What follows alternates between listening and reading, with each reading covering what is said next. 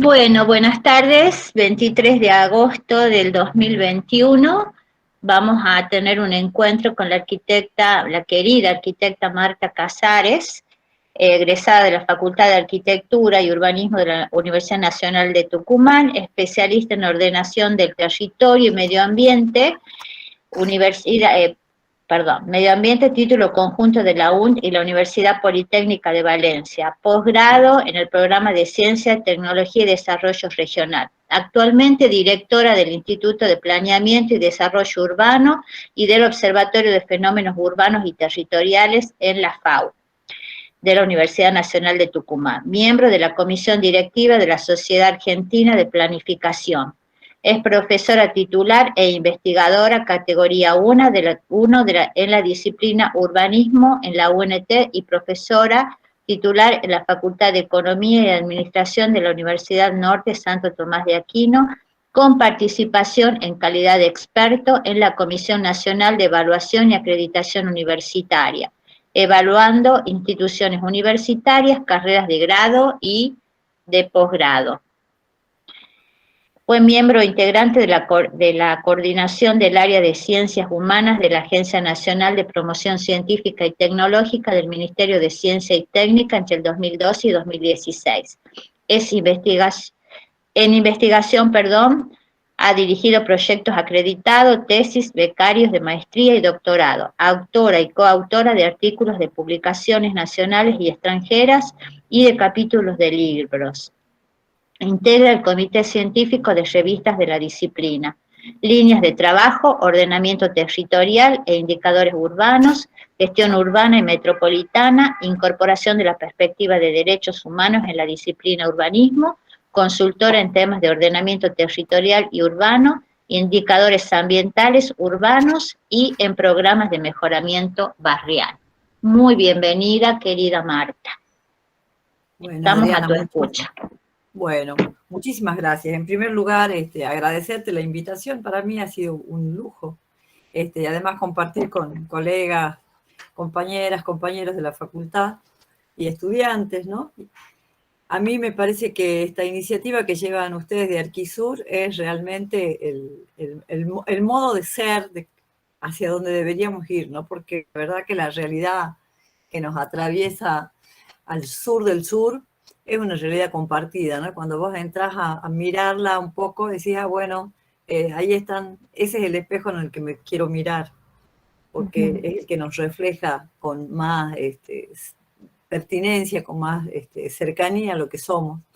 Así que a mí esta propuesta de pensar esto en la problematización sobre la ciudad como génesis del proyecto urbano, me parecía un desafío interesante, ¿no? En realidad para poner en este discurso cosas que nosotros venimos haciendo desde el observatorio.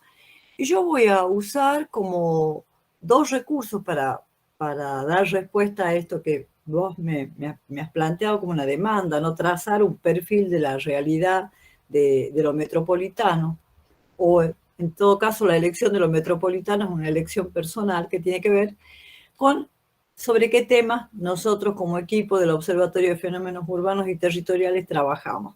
Así que si ustedes me permiten, yo voy a iniciar una presentación que espero que me salga bien. En general meto la pata haciendo estas cosas.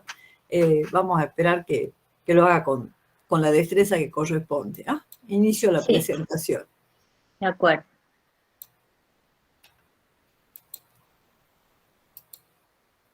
Estamos ahí y yo entro a compartirla. Disculpen, no tengo que compartir. Iniciar la presentación. ¿Estoy compartiendo ya? Se ve una placa, no sé si será la que vos querés mostrar. Sí, sí, se ve el taller virtual, sí. Perfecto, estamos ahí. Sí, bueno, ahí está. Lo que tiene el Google Meet es que me oculta las caras de las personas. Adriana me había planteado como una demanda esta de pensar la ciudad como génesis del proyecto urbano en términos de problematización, ¿no? Y yo voy a elegir primero poner esta imagen que es una imagen que yo uso mucho, que tiene como fuente una producción del arquitecto Alfredo Garay, que yo la he reordenado simplemente para un tema que me interesaba, pero es su producción, ¿no? Y buena parte de su andamiaje y de sus planteos, para mí es un gran maestro el arquitecto Garay. Bueno, ahí comentarles que de estos espacios que nos plantea como desafíos en distintas escalas, y los arquitectos pensamos en escala, los arquitectos y las arquitectas pensamos en escala, desde el proyecto de arquitectura hacia el proyecto urbano, nosotros encontramos muchas intersecciones naturalmente en esas escalas, y cada escala de abordaje genera un producto, un resultado, plantea desafíos de viabilidad, requiere pensar en términos de qué tipo de instrumentos y qué mecanismos de legitimación se utilizan. Y en esta ocasión yo me voy a parar sobre lo metropolitano, ¿no? Y esto tiene que ver con en qué escala de trabajo. La primera cuestión, ¿en qué escala vamos a abordar esa escala? La escala de lo metropolitano en general es una escala que se aborda superando la escala 1 en 50.000, y entonces el producto que genera no es un edificio, no puede serlo, no puede ser un plan necesariamente, porque está asentado sobre otras estructuras de viabilidad. Entonces el producto son lineamientos estratégicos, propuestas de políticas que aborden esa complejidad que implica lo metropolitano, y entonces el resultado va a estar asentado en algunos escenarios, en algunas miradas prospectivas que plantean necesidades de construir desde el aquí y el ahora una proyección posible, digamos, y por eso hablamos de lineamientos. Y la viabilidad de lo estratégico tiene que ver con arreglos institucionales y demanda instrumentos operativos que están en el campo de la negociación, principalmente interinstitucional, interjurisdiccional.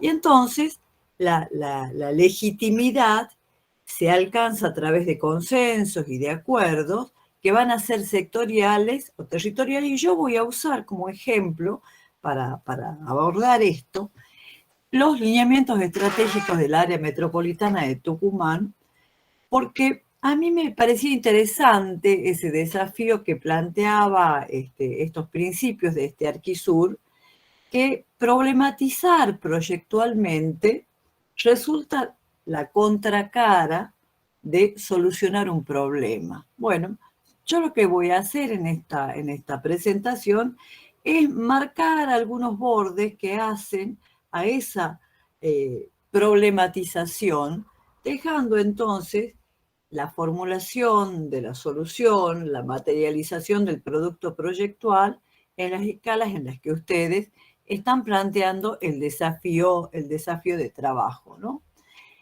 La otra demanda que me planteaba Adriana era pensar la ciudad desde la idea del derecho a la ciudad, una noción que ambas compartimos, pero que vista desde la estrategia que requiere el abordaje de la ciudad, implica mirar desde la gestión de la ciudad, desde la gestión en lo metropolitano de los procesos urbanos.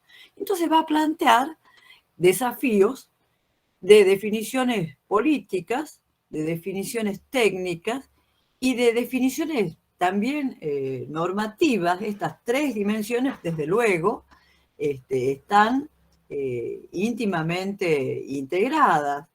Y esta integralidad de estas dimensiones, de estas definiciones, es lo que nos va a permitir a nosotros pensar efectivamente desde esa lógica de complejidad que requiere lo metropolitano, en un modelo de ciudad o de sociedad, si ustedes quieren, que tienda a ser más inclusiva, que tienda a ser más sostenible, que tienda a asegurar las condiciones de calidad de vida que incluya a todos y a todas, y que plantea entonces desafíos de cohesión social y pensar en términos de qué tipos de crecimiento y entonces cómo es la ocupación del suelo, qué tipo de equipamientos y de servicios y qué tipo de espacios públicos demanda o qué tipos de espacios públicos y de espacios verdes, para pensar en términos de calidad de vida, que requiere pensar desde las cuestiones como la participación, la diversidad social, mirar desde la perspectiva de género para pensar en esos términos que plantea el desafío de si la ciudad es la manifestación de la sociedad en el territorio, pensar en una sociedad que apunte a la cohesión social. Y si nosotros pensamos en términos de cohesión social y de calidad de vida, necesariamente la sostenibilidad es una cuestión ineludible, y esa sostenibilidad tiene que ver no solamente con la sostenibilidad desde el punto de vista de lo ambiental, de lo que se entiende como la ocupación ambiental, digamos, con una perspectiva ambiental del territorio, sino también una sostenibilidad que atienda la función social que tiene por sobre todo el suelo y la ciudad, y pensar entonces en las formas de urbanización, en unas formas de urbanización que favorezcan la autonomía, que favorezcan la proximidad, y todo ello entonces nos lleva a abordar las ideas estas desde la noción de complejidad, por sobre todo porque nos encontramos ante desafíos que cuanto más que ahora nos dicen, y bueno, una ciudad del presente que mira al futuro, pero ¿de qué futuro estamos hablando? ¿Ah? Estamos hablando pensando en una historia del presente que está atravesada por desafíos ambientales, hoy más que nunca. Los desafíos del cambio climático y la excesiva dependencia de las ciudades del consumo de combustibles fósiles, por ejemplo, está poniendo en crisis, y el informe reciente de Naciones Unidas da cuenta de lo grave del estado de situación en que nos encontramos y de los impactos socioeconómicos en la salud, en los desplazamientos que esto va a implicar. Yo creo que el coronavirus tiene unos impactos que nos han obligado a mirar en términos ambientales de un modo así intempestivo. Pero el informe de Naciones Unidas de estos días nos advierte que los desafíos ambientales, esos desafíos que están asociados al cambio climático, esos desafíos que están asociados al aumento del dióxido de carbono y al incremento del nivel del mar, están ahí en la puerta misma de nuestra generación, de la generación próxima principalmente, ¿no? Y yo creo entonces que nosotros necesitamos de un modo imprescindible pensar las ciudades y pensar la arquitectura del edificio, pensar en todas las escalas, desde esos mecanismos que plantean atender la sustentabilidad y la sostenibilidad, porque, y que ponen en tela de juicio entonces nuestros hábitos, nuestros comportamientos, y que si no modificamos nuestras prácticas, el riesgo es irreversible, ¿no? Pero hay otros desafíos, como los desafíos demográficos de una urbanización acelerada. Desde hace un poco más de 10 años hemos superado el umbral del mundo urbano, ¿ah? Desde hace un poco más de 10 años, desde el año 2008 exactamente, los indicadores dicen que más del 50% de la población vive en ciudades, y que ese proceso de urbanización acelerado tiene una tendencia que se va a acelerar mucho más en los próximos 10 años, porque países que tienen una estructura rural, pero un gran peso demográfico, como China o continentes enteros, como el caso africano, están en un proceso de urbanización acelerada que además coexiste con un cambio en la estructura demográfica de sociedades que se enfrentan al envejecimiento de la población. Sin un bono demográfico, sin una esperanza de renovación, y Argentina está en esos países que ya ha consumido su bono demográfico y que está transitando por un cambio demográfico que tiende al envejecimiento de la población, plantea entonces un problema, una problemática a las ciudades, a la arquitectura, que nosotros tenemos que atender desde múltiples dispositivos. Desafíos de equidad, en última instancia, desafíos socioespaciales, desigualdades que se manifiestan en el espacio, que plantea entonces también una cuestión sobre la que es imprescindible trabajar en un contexto donde los desafíos económicos nos están mostrando que claramente el futuro es incierto, que la crisis financiera tiene un carácter global, que tiene particularidades por países y por regiones, pero que se manifiesta principalmente en el caso de América Latina, en el caso de Argentina, con el incremento de la desigualdad, un incremento de la desigualdad que alcanza en este momento, aún agravados por el contexto de COVID, ribetes que nunca había tenido antes en este nivel. Pero al mismo tiempo hay también oportunidades y desafíos que plantea una sociedad que aspira cada vez más a tener una mayor participación en la toma de decisiones, o cual menos por sectores, tiene conciencia de que es necesario construir y que la única salida es convivir democráticamente. Frente a estos desafíos, entonces, nosotros nos encontramos ante la necesidad de replantear nuestros saberes, replantear nuestros métodos y replantear nuestras capacidades institucionales, nuestros programas, y que eso en el campo del urbanismo se traduce principalmente con esa mirada de derecho, quiénes y cómo se accede a la ciudad y quiénes y cómo se accede a los bienes comunes, ¿no? Entonces, en esa necesidad de construcción de nuevos saberes, en esa necesidad que implica desafíos teóricos, ¿no? Construcciones teóricas, quienes estamos en la academia, quienes pertenecemos a este universo privilegiado que la sociedad nos paga para trabajar pensando, ¿no? Y dando respuestas que están en el campo de lo teórico y que tienen que ser respuestas pragmáticas, transformadoras. Nosotros no podemos estar ausentes de los problemas sin generar al menos un intento de respuesta.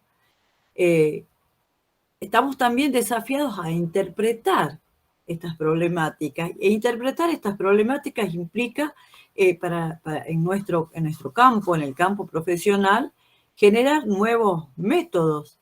Y esto lleva también, desde luego, a pensar nuestras capacidades en términos de desafíos programáticos. Y a mí me parece que eso es este Arquisur en red que ustedes trabajan, Adriana. Un desafío programático, ¿eh?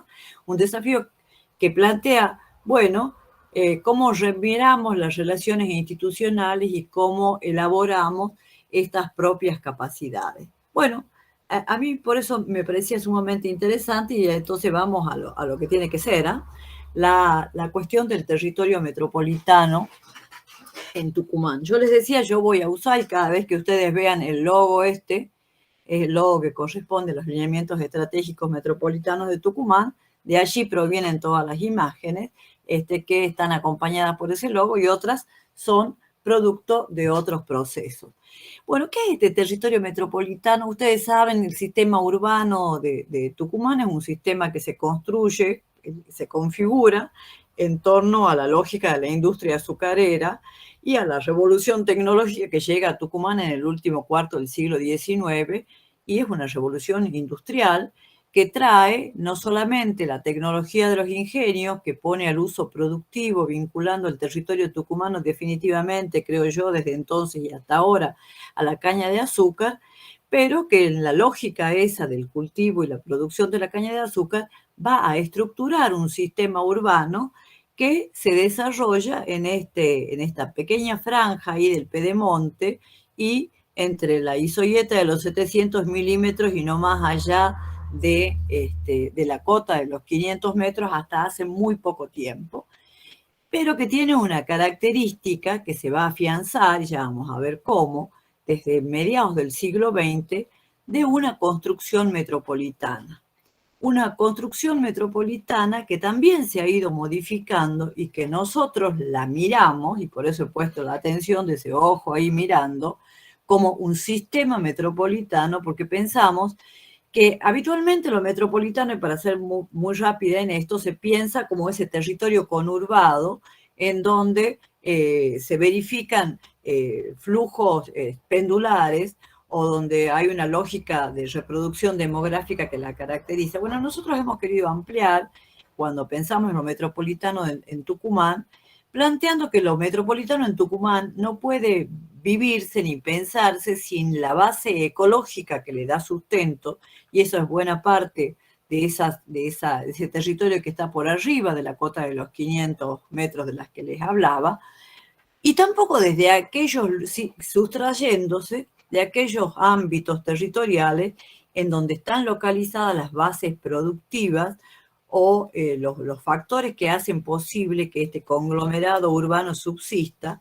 Y entonces el sector productivo que está en el este tucumano y el sector que alberga la cuenca urbana, las nacientes de esa cuenca urbana, de esa cuenca que yo llamo cuenca urbana, en la que el territorio metropolitano se desplaza, pero que en realidad es apenas el 10% de la superficie de nuestra provincia, que es bastante pequeña, pero que sin embargo aloja en ese territorio el 70% de la población de la provincia de Tucumán. Si hoy las proyecciones estadísticas dicen que el censo nos va a arrojar un poco más de 1.600.000 habitantes, cerca de 1.700.000, en ese rango se mueven las proyecciones, para toda la provincia de Tucumán, pero que este territorio metropolitano va a estar cerca de 1.300.000 habitantes, concentrando en ese 10% de la población. Fíjense entonces ustedes el peso que tiene en términos de gobernanza pensar lo metropolitano hoy, porque lo que ocurre en el área metropolitana de Tucumán, en el territorio metropolitano, en ese sistema metropolitano, como hemos preferido llamarlo nosotros desde hace algún tiempo y coincidiendo con otros colegas, en realidad determina qué es lo que pasa en el resto de la provincia de Tucumán. Y es un territorio metropolitano que tiene una complejidad importante que se mide en cómo crece, ¿no? Fíjense ustedes que cómo crece este territorio metropolitano en relación a los grandes grupos de edad. Vemos que es un territorio metropolitano que crece además, está mal el dato que está ahí, que crece con unas características bastante particulares que dan preeminencia a ciertos sectores y a ciertos grupos etarios. ¿Y qué se advierte entonces al considerar las dinámicas y al considerar estos procesos demográficos? Que esa lógica interpretativa que nosotros teníamos de una conurbación que iba agregando, esta lógica, ¿no?, que iba agregando territorios próximos y que iba configurando un núcleo que tenía una cierta tendencia hacia fines de los 80 y hasta mediados de los 90 hacia el oeste y algún grado de independencia en el noroeste, hoy constituye un conglomerado urbano, una continuidad urbana que largamente se ha transformado desde esta imagen que corresponde a 1870, se ha transformado en los últimos 50 años y que cuando ustedes vean unas próximas imágenes, porque estas corresponden al censo del 2010, nos muestran una lógica territorial absolutamente distinta y que en este cartograma que ustedes tienen aquí abajo, nosotros hemos querido mostrar, eso está en escala, como la importancia que tiene San Miguel de Tucumán pero cómo van adquiriendo importancia otros subcentros y cómo esa lógica territorial en realidad va configurando dos subsistemas que pareciera en estos últimos 30 años que no pertenecen a una misma sociedad. Una sociedad en donde las permanencias y cambios son importantes porque ha cambiado el modelo territorial, ¿ah? Estamos en presencia de un modelo territorial hoy más disperso, más fragmentado. El rol regional, sin embargo, a pesar de todas las cuestiones que nosotros podamos criticar respecto de lo que ocurre en nuestra realidad metropolitana, posiciona a Tucumán, como hace 100 años y aún hoy, como un nodo de uno de los 5 nodos de segundo nivel en todo el país y que tiene una cierta atención de competencia y de complementariedad, si ustedes quieren, con el conglomerado funcional Salta Jujuy en la región NOA, pero que aún, digamos, tiene un peso político, institucional, económico, que lo posiciona en ese lugar, con una lógica espacial sí que ha cambiado de esa lógica de tejido regular a constituirse como un mosaico urbano con una tendencia, ya no tendencia, ya una marcada policentralidad, que tiene nuevos contenidos, que tiene procesos diferenciados, que tiene una lógica de no ya de planificación sectorial y de administración sin articulación, sino una lógica en la que múltiples actores participan de ese proceso urbano, que está principalmente dominado por las lógicas del mercado y en donde prevalece un urbanismo de proyecto frente a la posibilidad de un urbanismo que mire a esta totalidad de lo metropolitano con su lógica propia. Y entonces lo que tenemos es algunas centralidades emergentes, ¿ah? Algunas ya muy fortalecidas, como en el caso de Yerbabuena, otras que han mantenido su cierto grado de independencia ya histórica, como el caso de Tafí Viejo, y otras centralidades que no pueden emerger, que no alcanzan a emerger, que no alcanzan entonces a conformar esa dinámica urbana que facilite esto que llamamos la ciudad de la proximidad, ¿no? Y también la advertencia que este territorio, que se constituye, digamos, con esa lógica de mercado, va configurando una nueva lógica de distribución de sectores sociales que se distribuyen en el territorio según estatus de prestigio o de renta, y en donde la ciudad ese que se construye con la lógica del mercado, del Estado y la de la necesidad, tiene manifestaciones muy distintas en esa totalidad. Entonces, los flujos de ser una ciudad que en los años 70, todo el aglomerado metropolitano en los años 70, 80 tenía un modelo de transporte público de pasajeros que era un modelo a nivel del país, hoy ha entrado en una crisis de carácter terminal, pero además porque la conectividad que requiere este nuevo territorio es una conectividad difusa que está fundamentada, si ustedes quieren, en el traslado individual, en donde las formas de la informalidad prevalece y genera un nuevo nivel de conflicto que tiene una manifestación en esa segregación socioespacial, que ya no es la segregación centro-periferia que caracterizaba esa ciudad metropolitana en los años 70, sino que hay una macro segregación entre distintos sectores y en donde conviven islotes de riqueza con bolsones de precariedad.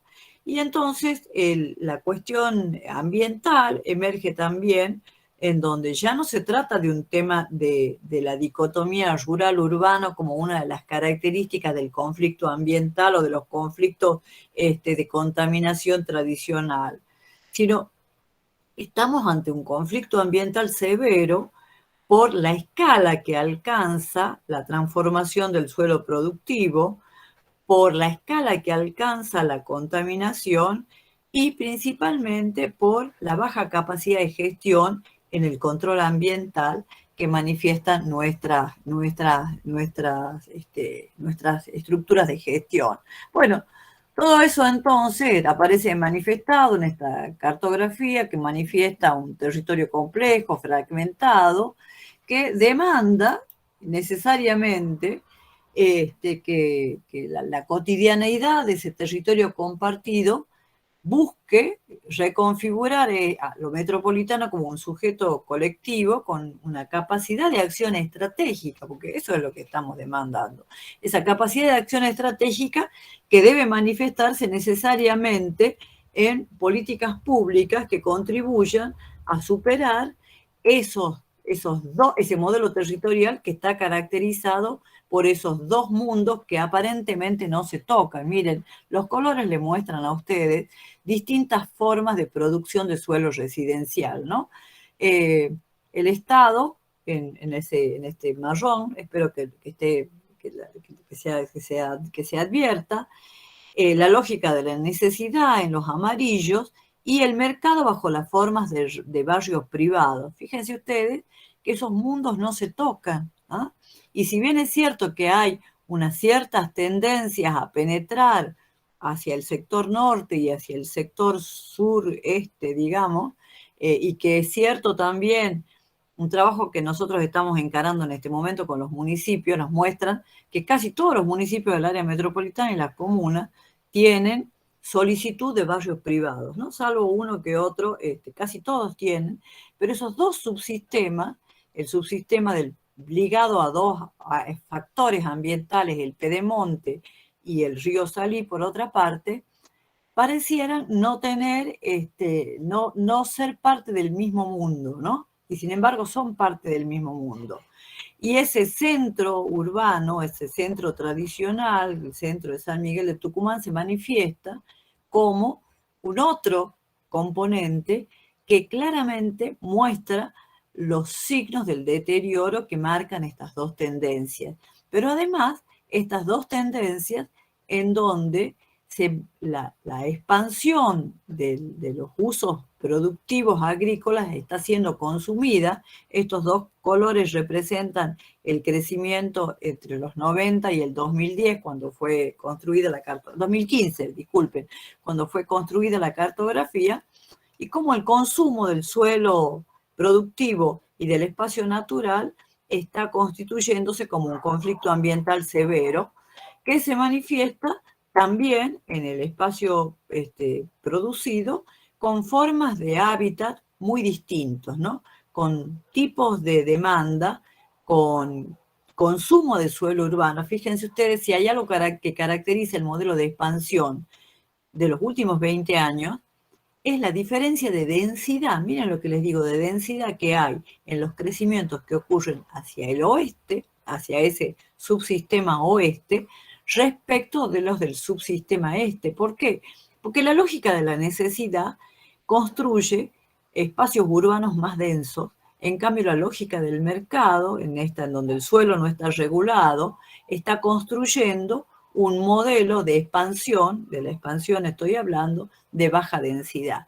Mientras el territorio del centro del área de San Miguel de Tucumán, con una regulación que está, porque la regulación de la forma urbana está muy marcada, digamos, no responde a las demandas de habitabilidad, responde a las demandas del mercado. Y cuando nosotros elevamos el factor de ocupación del suelo y el factor de ocupación total, y estamos pensando que estamos afectando la morfología, en realidad lo que estamos afectando es la rentabilidad del suelo. Bueno, esa rentabilidad del suelo que se manifiesta entonces con un incremento de densidad en ciertos sectores de San Miguel de Tucumán, y que va mostrando entonces esa dicotomía entre esos dos subsistemas que parecen que están destinados, a no ser que medien políticas públicas importantes, a ser dos mundos que no se encuentran. Y aquí contarles una cosa, esta cosa que les decía, voy a volver. Nuestros últimos trabajos están más vinculados a ya a una forma de trabajo que es la del Observatorio Metropolitano, y nosotros tuvimos un trabajo interinstitucional del que participó el ERCEP y participó la Dirección Provincial de Estadística y el Ministerio de Desarrollo Productivo, con la intención de elaborar, y esta es la cartografía que resulta, de elaborar una cartografía que indicara cuáles eran los territorios más vulnerables para aplicar, para incorporarlo como uno de los componentes de la tarifa social, ¿no? De la tarifa eléctrica, de tarifa de servicios públicos, entendida como tarifa social.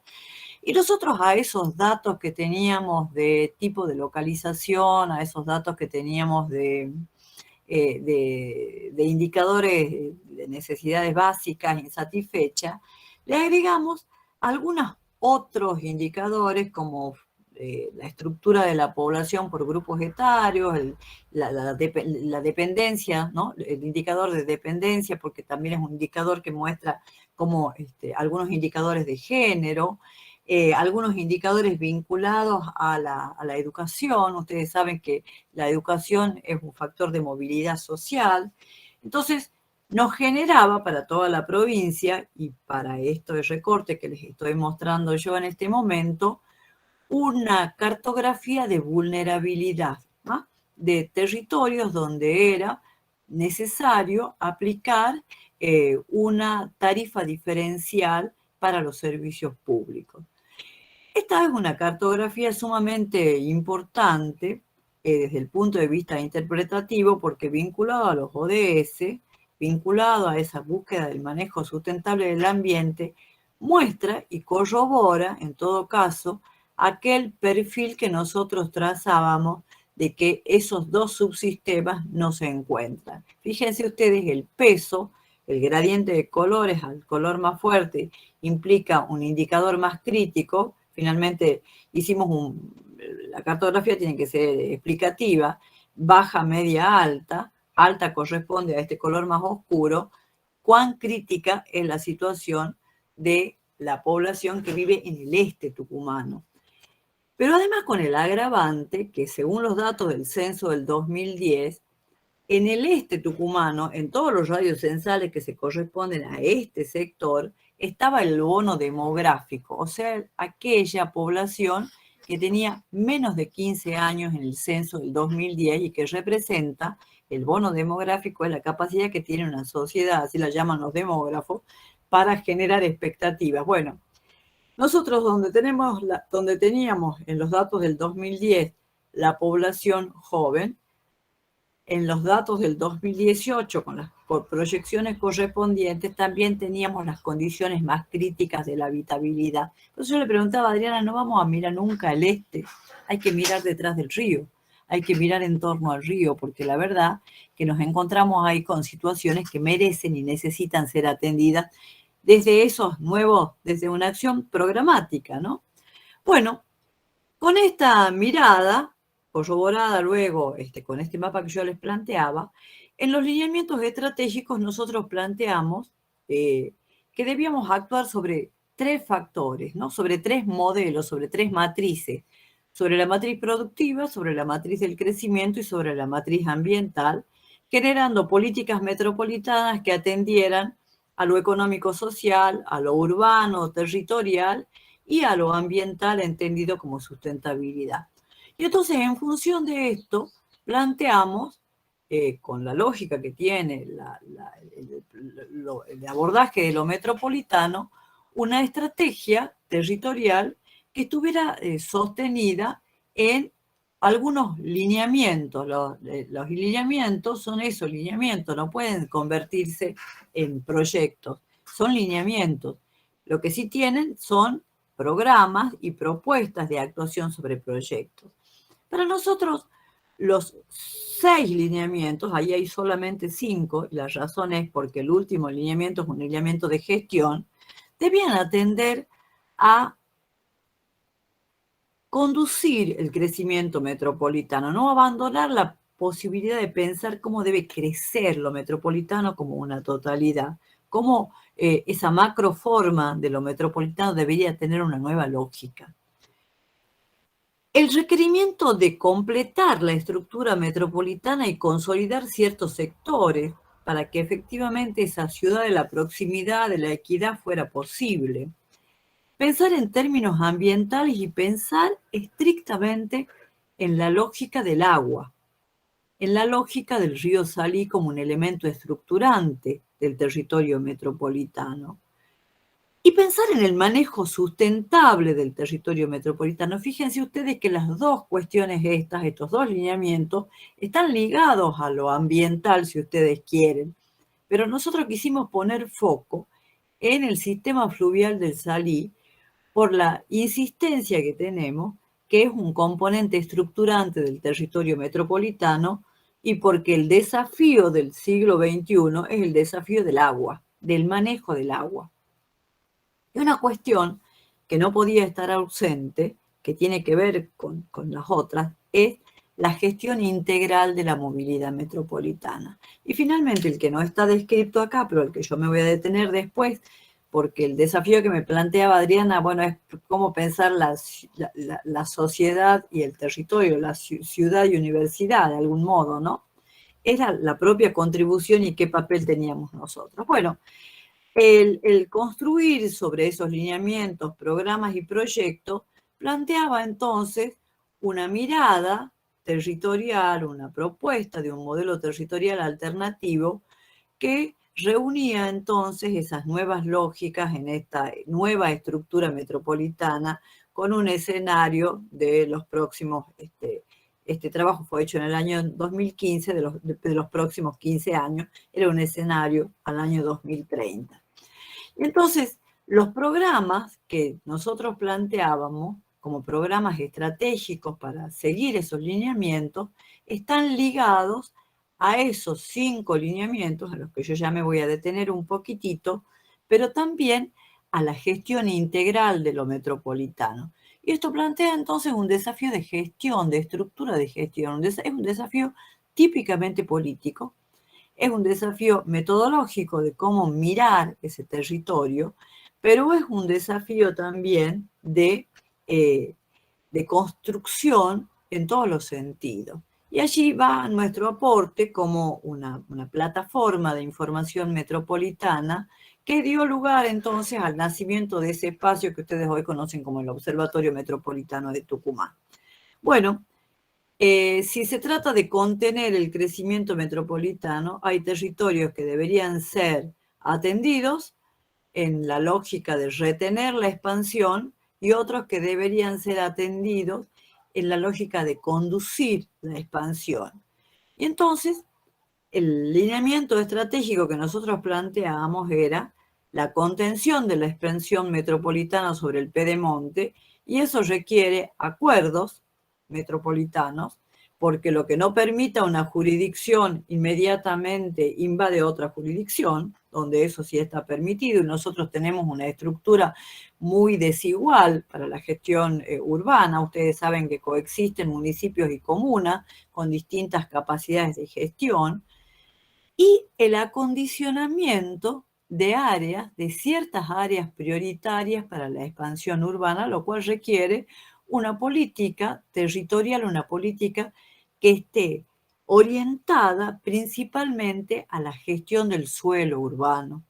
Y esto implica entonces movilizar la tierra urbana abandonada, esa tierra que está en engorde, esa tierra que está, que está abandonada o que está contenida, digamos, improductiva, en desuso, hacer un uso eficiente de las infraestructuras y de los servicios que hacen a lo urbano, junto con ello favorecer la gestión ambiental del territorio y básicamente desalentar la especulación urbana. Desalentar la especulación urbana requiere normas, requiere gestión del suelo urbano, principalmente gestión del suelo urbano.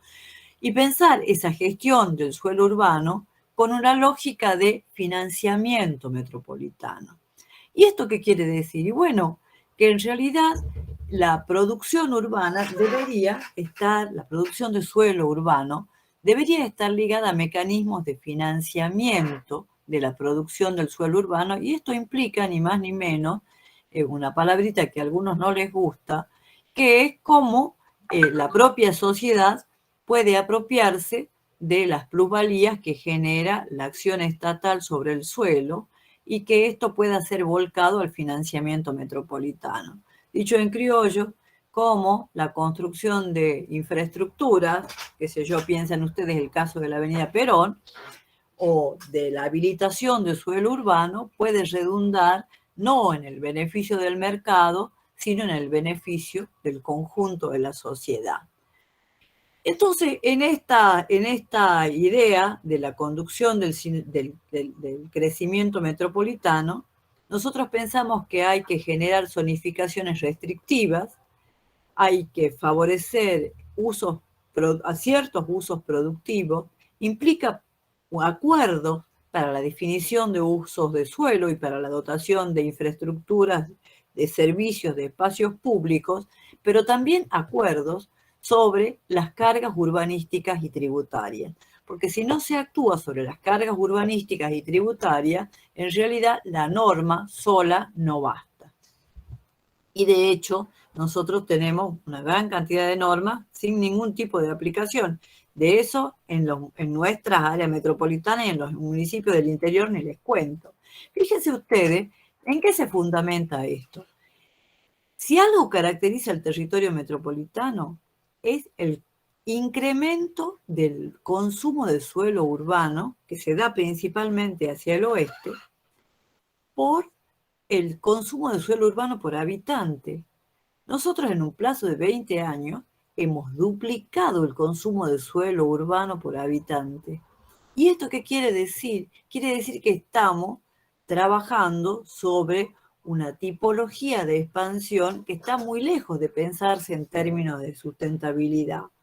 Allí hay algunos datos que ustedes pueden encontrar, no me voy a detener en esto, están publicados, cómo esto afecta de un modo diferencial a todos en distintos municipios, ¿no? Fíjense ustedes cómo esto recoge los datos del 2000 hasta el 2010-2015, en el caso del municipio de Tafí Viejo, la incidencia de la producción pública de vivienda a través de Lomas de Tafí largamente supera la producción del mercado bajo la forma de urbanización cerrada en ese momento de Yerbabuena.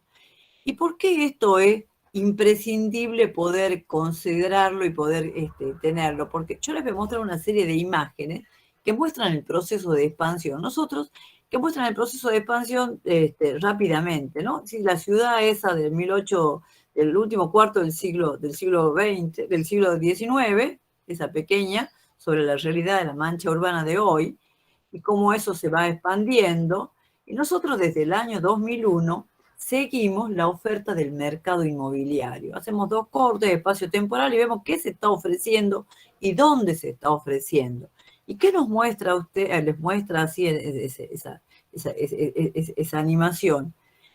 El proceso y hacia las tendencias que van marcando. Esas tendencias claramente se han incrementado y van configurando a lo largo de estos 20 años prácticamente que vamos siguiendo, una macroforma que claramente a través de un modelo urbano va invadiendo y va generando una conurbación lineal sobre el oeste, que fíjense ustedes, mirando esta oferta, hemos empezado a seguir Tafí del Valle, si se preguntan qué es esto, una oferta que va desde Lule, casi sin solución de continuidad, hasta el Cadillal, y que en algunos sectores está claramente cambiando el uso, como es en este sector que es lo que va, para que los que se ubican entre La Sala y Raco, ¿no?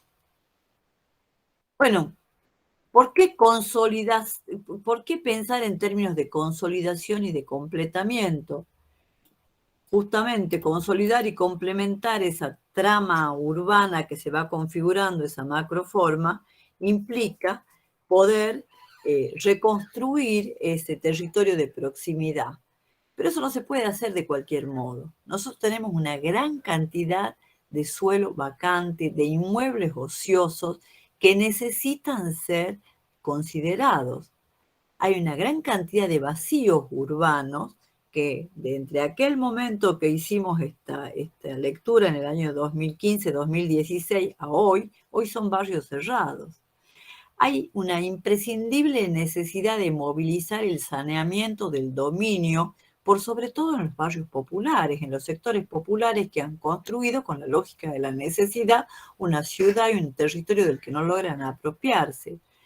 Y hay que actuar sobre la totalidad, porque si nosotros pensamos el desafío del COVID y esos modelos que hemos estado mirando permanentemente sobre la ciudad de los 15 minutos, etcétera, etcétera, en realidad nosotros tenemos una sociedad que está condenada a ir hacia el área central del aglomerado metropolitano cada vez más deteriorado y sobre el que hay que actuar.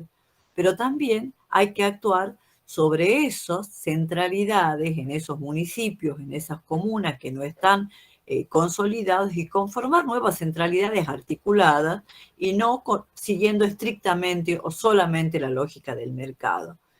Implica también trabajar sobre la estructura de servicios urbanos, de redes de servicios en las áreas deficitarias. Fíjense ustedes que desde hace no sé cuántos años llevan ya trabajando sobre el tema, la banda del Río Salí y el municipio de Alderete no tiene planta de tratamientos cloacales, no tiene servicios cloacales, ¿no? A pesar de la gran población que convive allí. Y hay que actuar sobre el hábitat y la vivienda, hay que actuar sobre la regularización dominial de los asentamientos, hay que actuar con lógica de suelo para las soluciones habitacionales, cambiando los paradigmas, rehabilitando lo que son espacios que han sido degradados y una medida que en este gobierno se ha convertido en política pública a través del Programa Nacional de Suelo Urbano, en la conformación de un banco público de inmuebles para que efectivamente la política de hábitat y vivienda pueda ser una política pública que no esté sometida a la lógica del mercado, porque no es cuestión de construir vivienda, pero construir vivienda en ese suelo que el mercado define, que tener una política en la que se actúe sobre la ciudad pensando en un banco público de inmuebles que es una tendencia en el mundo y con propuestas muy formalizadas, muy exitosas en países de América Latina, Brasil, Colombia, Bolivia en este momento tenía un programa y nosotros tenemos ahora un programa de Banco Público de Inmuebles a través del Programa Nacional, el Programa Nacional de Suelo. Ustedes lo que ven allí es un relevamiento que nosotros hicimos sobre los vacíos urbanos y sobre lo que llamamos el suelo agrícola confinado. Miren, a esto le llamamos suelo agrícola confinado. ¿Qué es el suelo agrícola confinado? Ese suelo que tiene y paga como suelo agrícola y está supuestamente sometido a usos agrícolas, pero que en realidad es casi un espacio intersticial en áreas urbanas. Mucho de este suelo agrícola confinado en ese relevamiento del 2015, miren si no lo que es esto, es hoy urbanización cerrada. Entonces, trabajar sobre los vacíos urbanos, tenemos una gran cantidad de vacíos urbanos y fíjense ustedes, los vacíos urbanos son sumamente costosos para la gestión municipal. Y trabajar sobre esos suelos donde el estatus jurídico es difuso y que termina siendo una presa, digamos, de formas, de mecanismos informales de apropiación, y que no es solamente por los sectores informales o impobres. No. Hay apropiación del dominio, de dominio, digamos, de tierras públicas en todos los sectores sociales. Hay algunos ejemplos del Tafí del Valle recientes que son muy, muy interesantes de seguir. Consolidar las áreas deficitarias. Miren, sin duda, entre los dos censos, entre el censo del 2001 y el censo del 2010, la producción de infraestructura, que es de suelo con infraestructura, fue muy alta, ¿no? La democracia pavimentadora fue muy fuerte y permitió hacer una gran cantidad de infraestructura, principalmente en nuestra provincia, en la ciudad de Tucumán, de San Miguel de Tucumán, obras de pavimento, pero también en los otros municipios. Sin embargo, fíjense ustedes que al censo del 2010, estas áreas que tienen menos de 2 servicios, eran todavía las más altas en el caso, fíjense ustedes que esto no tiene Loma de Tafí, ¿no? Eran las más los territorios más extensos, y lo mínimo era la ciudad efectivamente consolidada con todas las infraestructuras. Y como hay una correspondencia entre esta lectura de infraestructura y los porcentajes de hogares con necesidades básicas insatisfechas, siempre tomando los datos del 2010, los más próximos que tenemos son esos de vulnerabilidad que están hechos sobre otra base, pero que corroboran esas hipótesis. Pensar en mejorar el hábitat implica trabajar sobre la regularización urbanística y dominial, lo cual no quiere decir favorecer este territorio, esta lógica de propietarios exclusivamente. Podemos pensar, deberíamos atrevernos a pensar en otras formas de regularización dominial que impidan, digamos, que finalmente sea el mercado el que se apropie de la política pública. La conformación del Banco Público de Inmuebles para atender esa demanda no resuelta. ¿Y qué cosas aparecen en relación a esa falta de consolidación en datos muy recientes y en temas? En este caso, nosotros hemos cambiado nuestra estructura y estamos cambiando, y vamos a cambiar seguramente más, con la aparición en nuestro espacio del Observatorio de Fenómenos Urbanos y Territoriales, de un observatorio metropolitano, pero que además es temático, ¿no? Entonces, hay un grupo que está siguiendo indicadores de género, hay otros grupos que están siguiendo indicadores de movilidad y hay otros grupos que están siguiendo indicadores sobre temas ambientales vinculados a espacios verdes, infraestructura verde genéricamente y paisaje. ¿Qué nos mostraba lamentablemente este seguimiento de femicidios que ha sido tan alto y que la pandemia ha puesto tan en el tapete?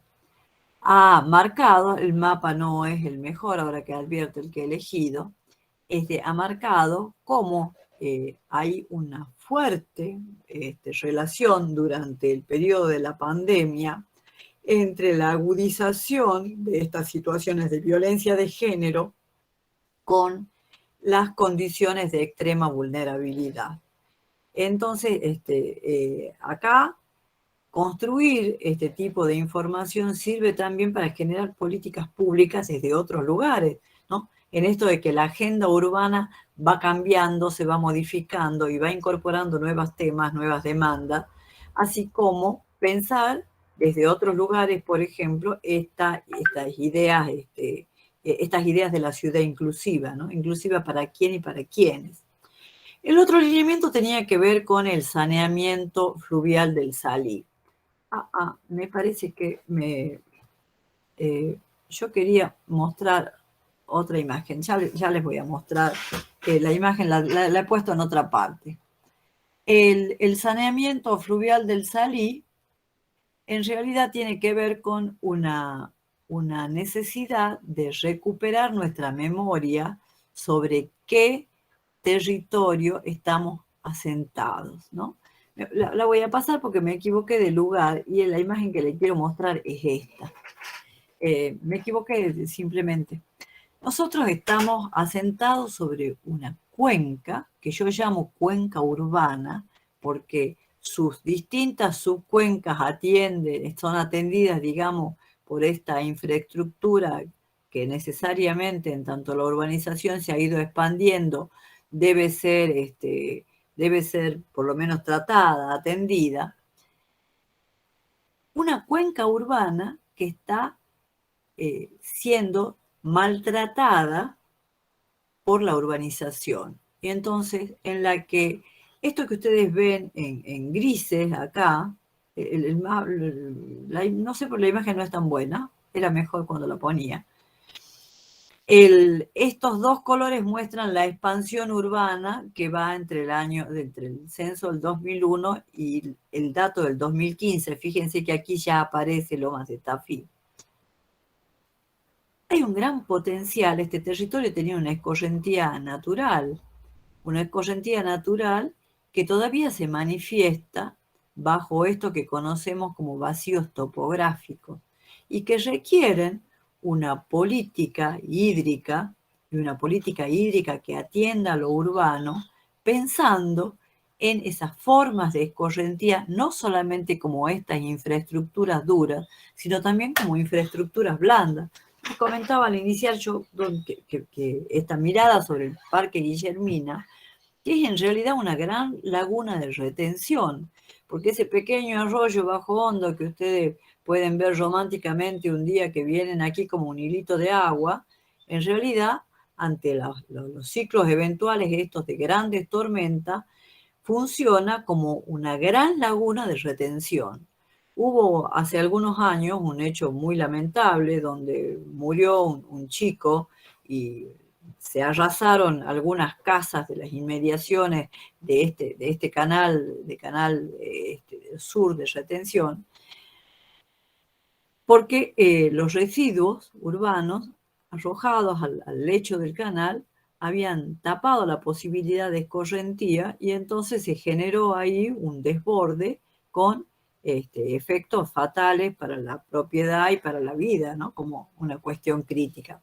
Entonces vuelvo a la mirada esta sobre el río Salí, al que tenemos que ver como un activo territorial, como un potencial de transformador del territorio metropolitano que debe ser atendido con esa lógica ambiental no extractivista exclusivamente, porque hasta ahora el río para nosotros, como fuente de recursos, porque de algún lado salen los áridos, en algún lugar se hacen los ladrillos de ese proceso inmobiliario acelerado, bueno, provienen de sectores que están aledaños al río, o a esa cuenca urbana en todo caso, y que van modificando ese perfil hídrico y que nosotros, y creo que debemos hacer un mea culpa los propios arquitectos, no nos atrevemos a pensar en ese potencial transformador que tiene ese territorio como un territorio metropolitano estructurador. ¿Ah? No solamente pensar en la montaña como nuestro activo territorial, sino pensar en el río como un activo territorial, ambiental, que debe ser considerado. Y entonces pensar en el manejo sustentable del ambiente no es solamente pensar en esa cuenca, sino pensar en términos de una infraestructura verde que piense el paisaje como una infraestructura que organice el territorio y que en este momento también hay un programa nacional de parques metropolitanos, ¿no? En ese programa nacional de parques metropolitanos, la figura de estas figuras de reserva con servicios ambientales tiene cabida. El río debe ser pensado como un espacio de reserva con servicios ambientales, pero también un conjunto de corredores que nos hagan recuperar la lógica esa ambiental y que recupere la biodiversidad y que es necesario pensar en otro bagaje de instrumentos normativos, ¿no? Otras formas legales que vayan atendiendo a esa condición de la escorrentía natural, por ejemplo, por eso estaban pensadas las servidumbres de ocupación hídrica, y entonces aquellos espacios que tienen un potencial de retención porque esa es su función ambiental primaria, deberían ser sometidos a esas figuras legales que necesitamos crear o aprovechar de las que ya existen y ponerlas al servicio de esto, pensando entonces en un manejo del ambiente que sea más amigable con la supervivencia de la vida misma. Uno de los trabajos que están haciendo, este es el otro laboratorio, es mis colegas más jóvenes que están muy abocadas en este tema, es pensar lo metropolitano como un paisaje y pensar los conflictos. La cartografía esta que ustedes tienen representada acá es la cartografía de los 550 y pico basurales, 52, 55, no me acuerdo nunca el número correcto, que fueron relevados por y está la cartografía disponible, muchas veces vuelven por ese tema, y cómo esa cartografía de la basura dispersa, clasificada en distintas categorías por el tamaño, el tipo de muestreo que se pudo sacar de eso, manifiesta la necesidad de atender de un modo sistémico el paisaje, la cuenca urbana y el tratamiento de los residuos sólidos, con otras lógicas. Bueno, en este trabajo es bastante interesante las propuestas que van saliendo, y también las lecturas que se hacen. Fíjense ustedes, acá las categorías corresponden a la cantidad de superficie de espacios verdes por jurisdicción. Fíjense lo que corresponde de espacios verdes acondicionados como espacios verdes públicos, ¿no? Lo que corresponde al este metropolitano. Sí, son propietarios del río, pero también son propietarios de los basurales. Es interesante el indicador de Tafiejo, esto está sacado sobre datos, del año 19, 20.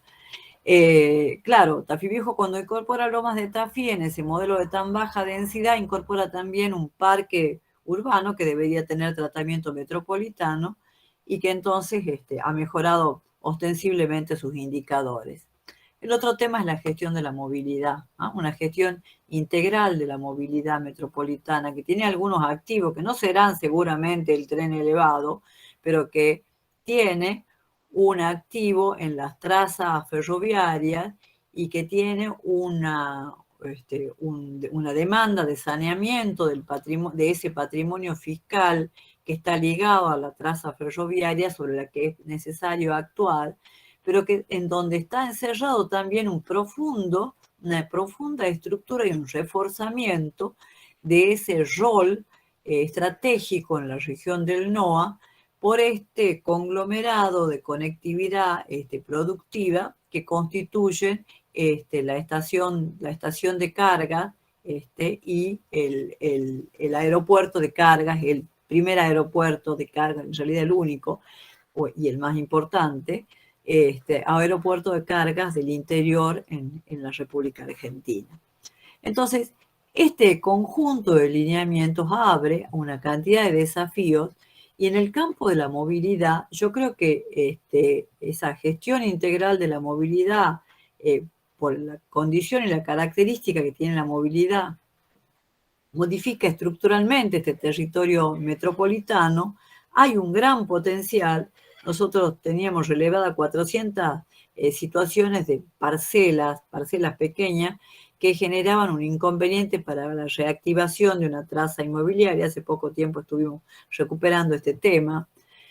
Y fíjense ustedes que esta cartografía, que está aquí a la derecha, que muestra, digamos, lo tendido de las redes de transporte público de pasajeros en el año 2000, cuando se hace el censo, el censo de, bueno, no me acuerdo el nombre en este momento, el censo de movilidad, de origen y destino, en el año 2011, y nosotros analizamos con ese dato y con los datos de las líneas de transporte público de pasajeros, estableciendo un criterio ahí cartográfico, cuáles eran los territorios que nos quedaban sin movilidad o que tenían movilidad baja.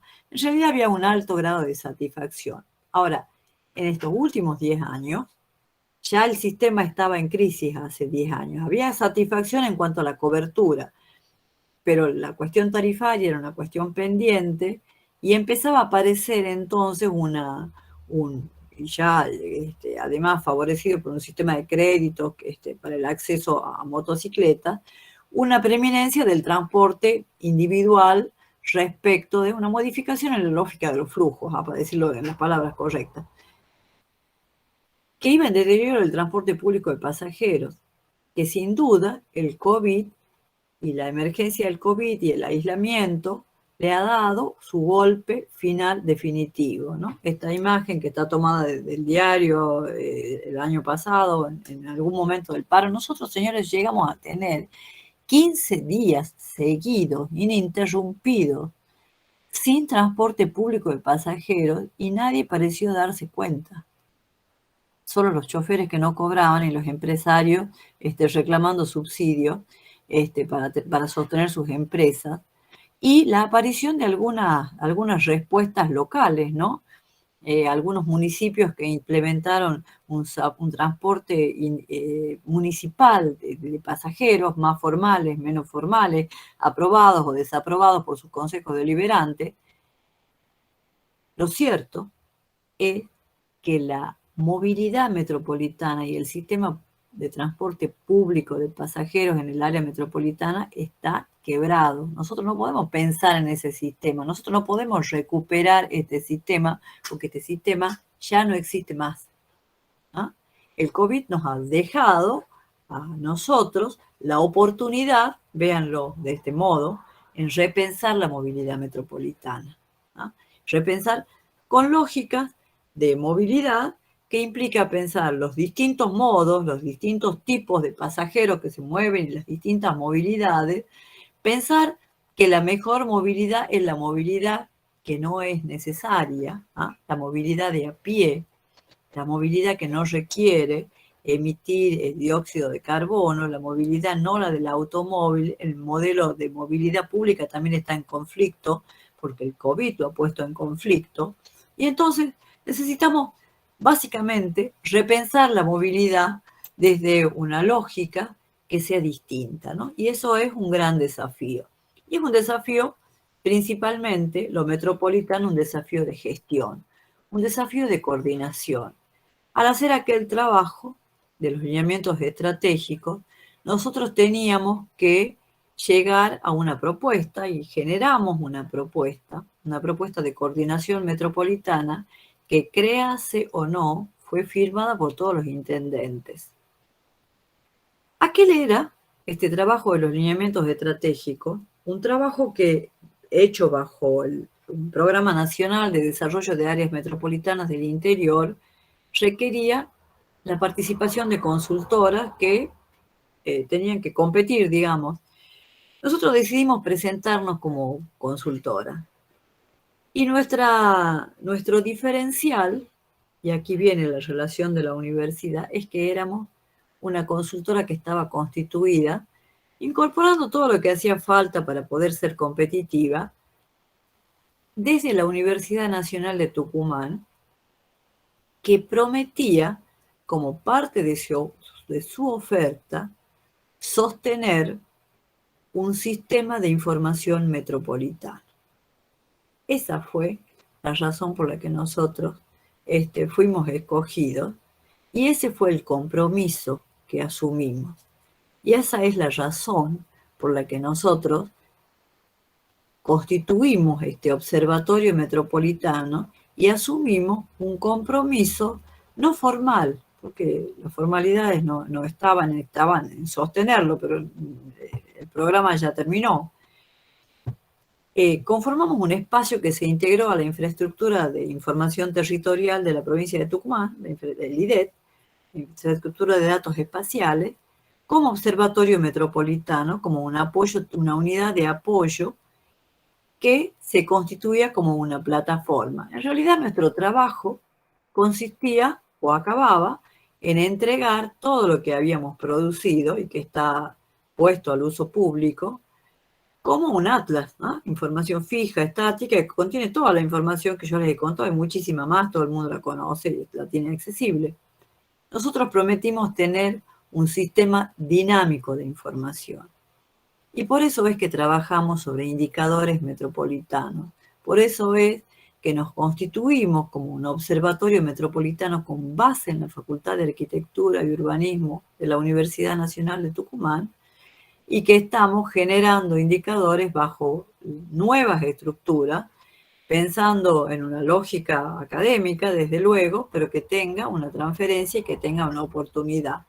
Y la verdad que el camino recorrido, un camino muy gratificante, no solamente porque hacemos lo que nos gusta, sino porque además hemos sido reconocidos por eso, y no puedo dejar de contarles, miren, esto es el acta que firmaron todos los intendentes diciendo que sí, que juraban por todo lo que tenían que jurar y se comprometían ante el Ministerio de Obras Públicas, ante el DAMI, ante el BID, ante el gobierno de Tucumán, y nosotros también estamos ahí firmando la constitución de un área de coordinación metropolitana.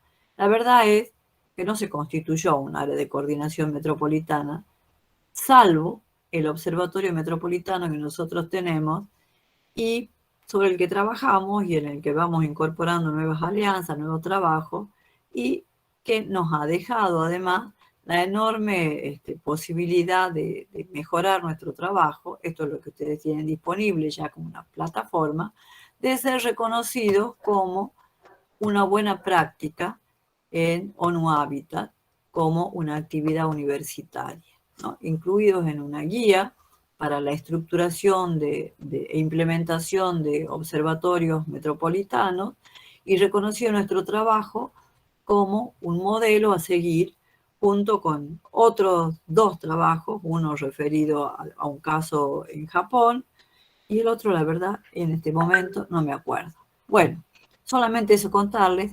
Entonces yo creo que el compromiso de la universidad con la sociedad es un compromiso que es un compromiso permanente, que no requiere grandes acciones, sino esto que estamos haciendo ustedes y nosotros, ¿no? Un compromiso con nuestro territorio de referencia principalmente. Y lo demás viene por agregación. Bueno, nada más. Dejo de compartir.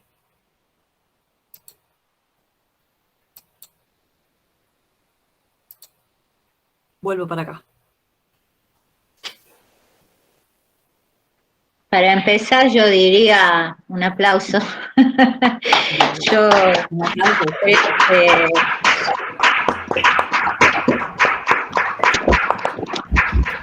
la atención nuestra fue, yo creo que así, sostenida todo el tiempo. Nos has llevado, Marta, por un planteo riquísimo, amplio y cubriendo muchísimo más de lo que capaz que podemos procesar, ¿no?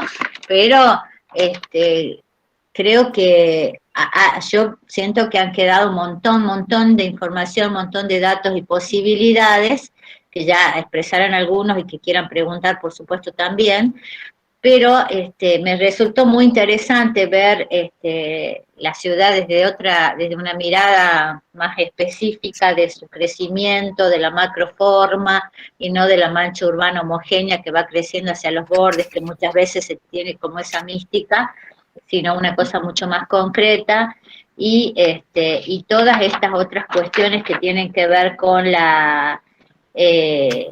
cambio de modelo, ¿no? El cambio de modelo me pareció bien interesante, el cambio de modelo territorial y de un crecimiento, digamos, de algún modo homogéneo y que va ampliando la mancha de forma uniforme a uno fragmentado. Y cómo todo eso va acompañado de dinámicas sociales, ¿no? Asocio un poco esto también de lo que mencionó Marta con esta forma de trabajo que vamos a tener nosotros, que le llamamos superposición de capas duras, para encontrar en la superposición de distinta información, poder encontrar ciertos interrogantes o ciertos cuestionamientos que nos haga el propio territorio a partir de la información, cuando mencionas las distintas líneas de trabajo, de movilidad, de paisaje, de género, por ejemplo, ¿no? Y cómo también surgen estas manchas de algún modo vulnerables, periféricas, que vienen a coincidir con esta necesidad de la atención social, por ejemplo. Bueno, no sé, es como una forma de que yo he ido extractando algunas temáticas asociadas a la forma en que estamos trabajando en el TV Red. Así que bueno, desde ese lugar te agradezco muchísimo por todo el volcamiento que has hecho tan generoso, de tantas cosas realmente, y del valor de ustedes, de vos y tu equipo de trabajo, como desde la universidad, con una mirada sensible y propositiva sobre el territorio, ¿no? Genial. Yo abro las preguntas o las opiniones, si quieren, para un poco más, así aprovechamos este ratito más con Marta.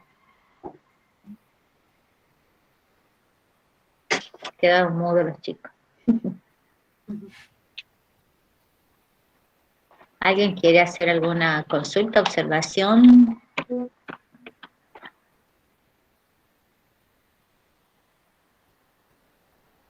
Bueno, yo creo que los he cansado un poquitito, no hay ninguna cosa. Es mi especialidad. Pero a mí lo que me parece que estamos transitando un tiempo de desafíos, ¿no? No solamente los que nos plantea el mundo COVID. Yo no creo que haya una nueva normalidad. Nosotros no vamos a tener ninguna normalidad, porque nosotros hemos iniciado el tránsito hacia la incertidumbre, porque el COVID podrá ser controlado, pero la verdad es que estamos en la puerta de una transformación ambiental tan severa, ¿no? Que ya venía siendo anunciada. No somos conscientes de lo que implica el cambio climático. Entonces, yo creo que estamos ante un desafío, los profesionales, ¿no? Ante un desafío de saberes, pues un desafío de reconstrucciones teóricas, ¿no?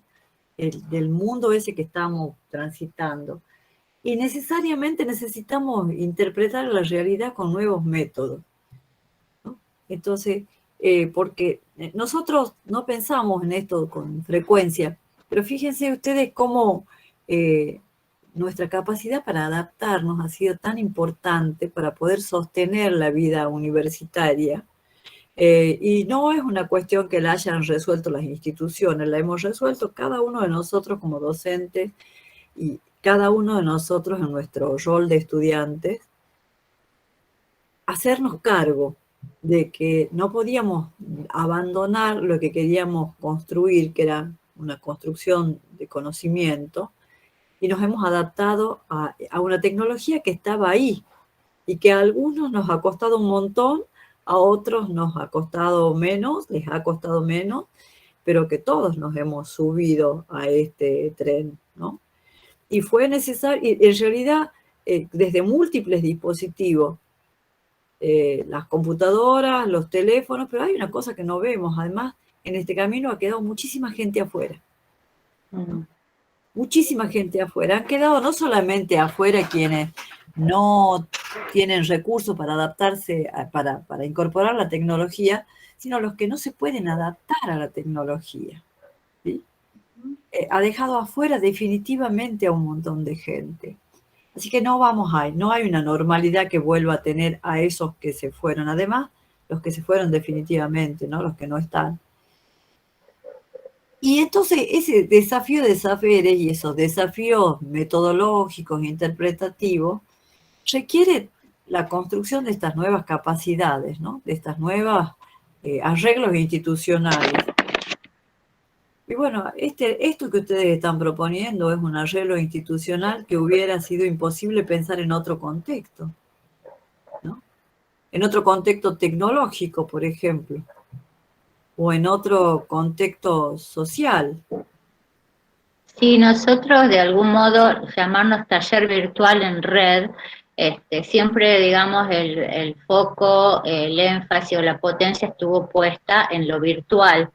Y bueno, lo virtual nos superó a todos, porque todos trabajamos en forma virtual desde el año pasado, entonces decidimos que repensarnos y que el punto estaba en la vinculación, en la red de trabajo, en lo colectivo. Esa es una. Y la otra cosa que de lo que escucho que vos decís, de los que quedaron fuera, que es cierto, porque no tienen los recursos y otros porque no tienen o no pueden comprender estos nuevos sistemas, también me hace pensar que comparativamente con la ciudad no homogénea, que posiblemente, desde una mirada mucho más optimista capaz, haya varios circuitos posibles, que no haya un solo modelo, ¿no? Sino que pudiéramos tener una multidimensión de formas de habitar, de ser, de relacionarnos, que funcionan en forma simultánea, así como funcionan en forma simultánea las distintas generaciones y cada uno entiende menos o más las tecnologías, Yo como que intento no caer en la desesperanza, ni en ni en la tampoco la búsqueda de normalidad como modelo tranquilizador o no angustiante, digamos. Creo que como que capaz que hemos naturalizado un modo de ser y hacer las cosas durante mucho tiempo, no advirtiendo que en realidad todo también estaba cambiando, nada más que en un tiempo mucho más lento, de pasar del teléfono fijo con el rulito del cable al celular, casi que no nos dimos cuenta, pero sucedió. Y hoy Sí, sí, estamos claro. como en un salto cuántico así, fuerte, entonces el aceleramiento de la transformación nos hace suponer que no hemos salido de la normalidad. Creo que a mí me parece que el factor tiempo, y esto ya es como de un campo diferente del debate, es el que nos desafía, ¿no? Me parece. Sí, sí. Bueno, yo creo que hay que tomar el guante, que el encanto está en tomar el guante. Nada más. A mí hay un librito que yo que lo doy de bibliografía, ¿no? Y quienes han tenido la suerte o la mala suerte de tomar examen oral conmigo, el coloquio, en realidad, siempre los vuelvo a hacer leer, que es un texto de ayer, ¿no? Eh, Nuevo urbanismo. Los recomiendo. Y ayer plantea una pregunta así de partida, dice, ¿cómo idear hoy sociedades y ciudades más justas y más atractivas, ¿no? Y él plantea la noción de esto de pensar en dispositivos para negociar y para avanzar, ¿no? Yo creo que esa es como el desafío, ¿no? El de cómo avanzar en la incertidumbre y la negociación, el acuerdo, el tener prioridad de los objetivos frente a los medios, estos objetivos que teníamos. Nuestro objetivo era no parar la universidad. Nosotros pensamos, creo que todos los que participamos activamente en la vida universitaria, pensamos que la universidad era una cosa demasiado importante como para dejarla, la educación, ¿no? Es como para dejarla así liberada y que teníamos que hacer el esfuerzo y que el esfuerzo valía la pena. Y en eso de adaptar la ciudad a las diferencias y a las necesidades para todos y para todos, adaptamos nuestros saberes y nuestras prácticas para poder sostenernos y para promover, creo que estamos preocupados en promover una calidad educativa en estas limitaciones y en estas oportunidades. Y entonces, en ese mismo paralelo, promover la calidad urbana debería ser una prioridad, ¿no? Y eso requiere, sí, pensar desde otros lugares, ¿no? Pensar con más conocimiento, con más experiencia, con más democracia, y eso lo dice ayer, no lo digo yo, me parece que bueno, él pensando en la ciudad. Creo que en el caso de la universidad también, que es un debate que está abierto, que no deberíamos abandonar, ¿no? Ni caer en la comodidad que el aislamiento también nos facilita, ¿no? La verdad, Porque sí. la proximidad es conflicto, y no hay que huirle al conflicto, el conflicto es importante. Bueno, yo quedo disponible si ustedes quieran. Bueno, no sé, algunos estudiantes, denme un segundo que abro la puerta, un minuto.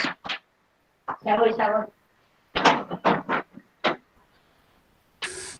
Hablen, aprovechen ahora, sáquense las dudas. Arquitecta, disculpe, hay una duda que que tengo, digamos, de la charla. Usted cuando dijo que hay que pensar la zona metropolitana como un paisaje, digamos, y que hay que pensarlo con otra lógica, eso es lo que no entendí. O sea, ¿a qué se refiere usted que hay que pensarlo como si fuera un paisaje? Eso no Hay que fue muy claro. pensarlo, el territorio metropolitano, a ver, yo estoy aludiendo a qué es el paisaje. El paisaje es lo que se ve, lo que se percibe, lo que queremos ver, lo que queremos percibir, ¿no? Y necesitamos reconstruir ese paisaje paisaje natural, y reconstruir ese paisaje social que constituye lo metropolitano, ¿no? Un paisaje en donde entren en una interacción positiva la sociedad y la naturaleza, y eso tiene una respuesta programática. La respuesta programática es pensar desde otro lugar el paisaje, no ya el patrimonio arquitectónico, si querés, sino sobre un territorio que ha transformado una acción antrópica que ha transformado un territorio natural en donde que requiere ser reconfigurado, ¿no? La biodiversidad requiere corredores. Y eso nos lleva a pensar los espacios verdes públicos desde otro lugar, asociado quizás a los espacios verdes privados, ¿no? Nosotros tenemos que recuperar la estructura de biodiversidad de este territorio metropolitano. Hace muchos años, entre el año 2004 y el año 2007, nosotros hicimos un trabajo con Rafael Camino, Héctor Bomba y Raúl Di Lulo. Un trabajo que es, para mi juicio, bastante interesante de indicadores ambientales urbanos. Y uno de los temas en los que indagaba era cómo era el estado de la biodiversidad en el ambiente urbano. Nosotros no teníamos que construir información, nosotros teníamos que ir a buscar la información de los que trabajaban en esos temas. Y allí tuve un encuentro con algún grupo de la Facultad de Ciencias Naturales que estaban estudiando. Nosotros queríamos saber cómo era el estado de la biodiversidad. Bueno, ¿y cómo podíamos encontrar el estado de la biodiversidad? ¿A través de qué indicadores? Y una bióloga dijo, a través de las aves. Dice, ¿cuántas aves, cuántas especies endémicas permanecen en el territorio? Habla de la salud del estado del medio natural. Y entonces ella construyó para nosotros, junto con la información que ya tenía, un indicador que mostraba que en el pedemonte tucumano, cuando superabas apenas ahí en la reserva de Orcomolle, tenías 220 especies de aves. Y que en la Plaza Independencia solamente tenías 40. Ese gradiente de pérdida de biodiversidad habla de pérdida de calidad ambiental. En otro trabajo, hecho ya para otro tema, nosotros estudiamos la isla de calor. Ahí sí, en ese trabajo tuve una participación directa, porque digo que la isla de calor se mide a las 4 de la mañana, y hay que salir con un termómetro a las 4 de la mañana. Yo tenía una becaria que iba a trabajar sobre islas de calor, entonces hicimos un trabajo sobre isla de calor. Y consiste en medir cuál es la diferencia de hacer una transecta, o sea, un corte, y medir los cambios en la temperatura en distintas situaciones, ¿no? Y nosotros medimos la temperatura en la transecta de la Avenida Conquija y hasta el Parque 9 de Julio. Había 8 grados de diferencia 12 grados de diferencia entre el Orcomolle, a la altura más o menos de Orcomolle, y la Plaza de Independencia. 8 grados de diferencia entre la Plaza de Independencia y el centro del Parque 9 de Julio. Bueno, nosotros estamos hablando de factores climáticos y de cómo adaptamos la ciudad al cambio climático. No podría escaparnos esa información. ¿Cuánto afecta nuestra intervención sobre el ecosistema y en la transformación del ecosistema? ¿Cuánto afecta la transformación de ecosistema y el modelo arquitectónico que estamos eligiendo en la respuesta climática, por ejemplo? ¿Sí? Entonces, pensar el paisaje como una totalidad, no solamente como lo que es visible, sino con la reconstrucción de esa matriz ambiental que ha sido transformada y que debe ser recuperada, aprovechando todas las oportunidades de recuperación que eso tiene. Nosotros nos identificamos como sociedad con la montaña como parte de nuestro paisaje. Sí, yo estoy segura, vos, Germán, si tenés un visitante y lo querés llevar a conocer algo del medio natural tucumano, jamás lo llevarías a recorrer el río Salí, ¿verdad? Nunca, jamás en la vida. No, claro, iría para la montaña. Irías para la montaña. Sin embargo, yo te desafío a que un buen día te tomes un ómnibus, la bicicleta, la movilidad que tengas, y vayas recorriendo el río Salí hasta algunos sectores en donde el río Salí, esa cuenca, ese río maravilloso, se transforma. Y te diría un punto, ahí detrás donde está, donde se produce sal, ¿ah? No me acuerdo el nombre en este momento. ¿Ah? Un poco más arriba de eso. El Timbó. ¿Ah? El Timbó.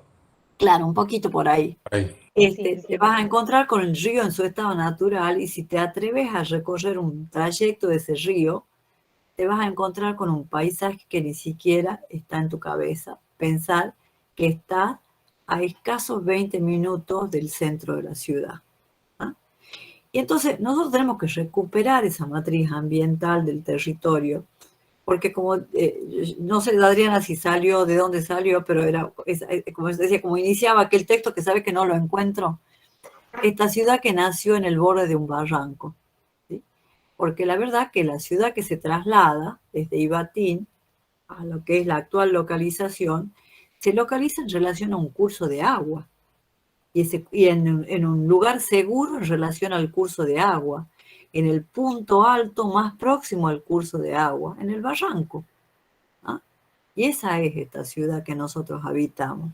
Reconstruir la matriz ambiental, recuperando eso, implica una intervención que tiene una categoría, y muchas ciudades lo toman así, una categoría de intervención de paisaje, pero no de jardinería, sin que yo desprecie la jardinería, por favor, adoro la jardinería, y la buena jardinería mucho más, sino de pensar en la matriz del ambiente, el paisaje como un territorio antropizado, transformado, con valores culturales, en esa transformación que necesitan ser reincorporados a la memoria colectiva, ¿no? Porque si no son territorios que se mueven en el margen. Cuando yo era muy chica, mucho más chica de lo que ustedes se pueden imaginar, y allá lejos, y hace tiempo, mucho tiempo ya, la Aguadita era un lugar que todavía era una referencia de un espacio de balneario para algunos tucumanos.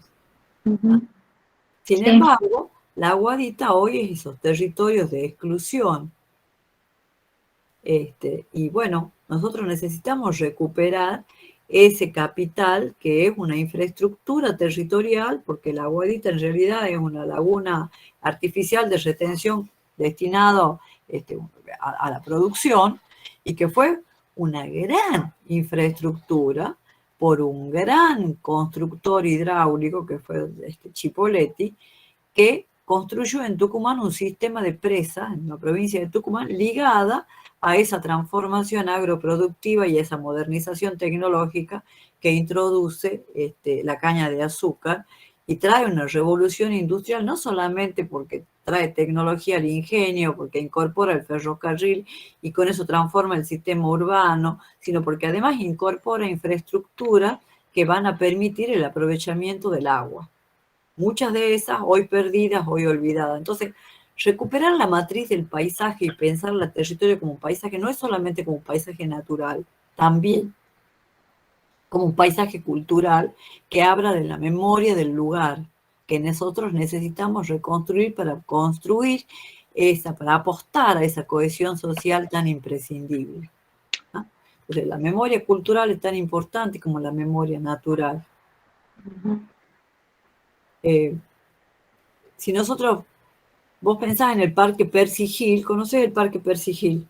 Ahí en Yerbabuena. Un relicto del espacio natural. Un maravilloso relicto del espacio natural.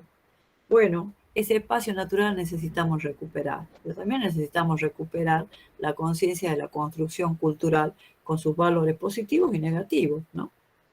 Porque no hay que romantizar tampoco el periodo de la revolución industrial como un gran periodo de exclusión. Y si no, cualquier película que relate la vida del zafrero te puede contar la pobreza extrema de una sociedad en donde la apropiación de los beneficios de la industria azucarera llegaban a muchos, pero muchos quedaban afuera, ¿no? Bueno, eso va. Perfecto, muchas gracias. Ahora sí me quedó claro. Sí, creo que la pandemia, pensar en el valor de la naturaleza, la biodiversidad, eso lo hemos visto y registrado en el ejercicio de hoy, que fue la colgada de postales de todos los que participaron del Arquisur, geolocalizadas y donde todos rescatan, los estudiantes, la vuelta o la mirada sobre el espacio verde, sobre el árbol, sobre la naturaleza, como algo que estaba, pero que no se reconocía con su verdadero valor.